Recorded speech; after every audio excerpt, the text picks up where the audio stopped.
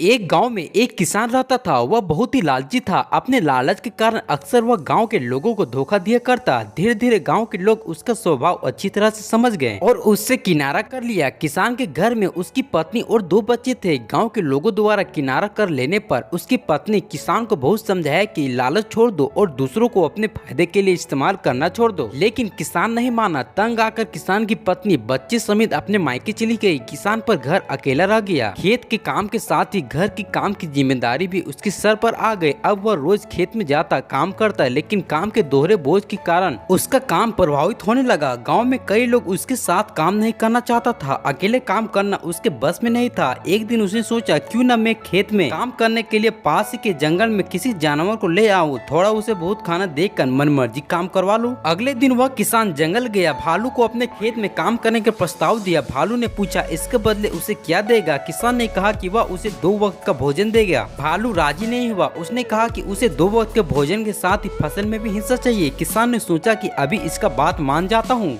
बाद में कोई ऐसी तरकीब निकाल लूंगा कि इसे फसल में कोई हिस्सा ना देना पड़े। उसने हामी भर दी। भालू उसके साथ खेत में चला गया। अगले दिन किसान ने भालू से कहा कि मैं इस बार जो फसल उगाऊंगा उसका आधा आधा हिस्सा हम दोनों में बांट लेंगे। ऊपर का हिस्सा तुम ले लेना और मैं नीचे का हिस्सा रख लूंगा। भालू मान गया। किसान ने खेत में आलू उगाए। भालू दिन रात खेत में काम करता रहा। जब फसल हुई, किसान ने जड़ में लगे सारे आलू ले लिए। भालू को ऊपर का पतिया दे दी। भालू समझ गया कि किसान ने उसे मूर्ख बनाया है। वह नाराज होकर जंगल जाने लगा। तब किसान ने उसे बहलाकर रोकते हुए कहा कि अगली बार उसे नीचे का हिस्सा दे देगा। भालू फिर मान गया। जंगल वापस नहीं गया। इस बार भी वह पूरी मेहनत से रात और दिन करके काम करता रहा, मगर किसान ने चालाकी दिखाकर इस बार खेत में आलू की नहीं बल्कि गेहूं की फसल बोई थी। जब फसल कटाई के समय आया तो किसान ने सारे गेहूं के ऊपर भाग रख लिए और जड़ के भाग भालू को दे दिए। भालू बहुत नाराज हुआ। किसान ने उसे दोबारा मूर्ख बनाया। इस बार वह किसान के लाख मानने पर भी नहीं माना और वह जंगल वापस लौट गया। भालू बहुत दुखी था, क्योंकि इतनी मेहनत करने के बाद भी उसे कुछ हासिल नहीं हुआ था। गांव के कुछ किसान ने उसे दुखी देखा तो कारण पूछने लगा। भालू ने उसे सारी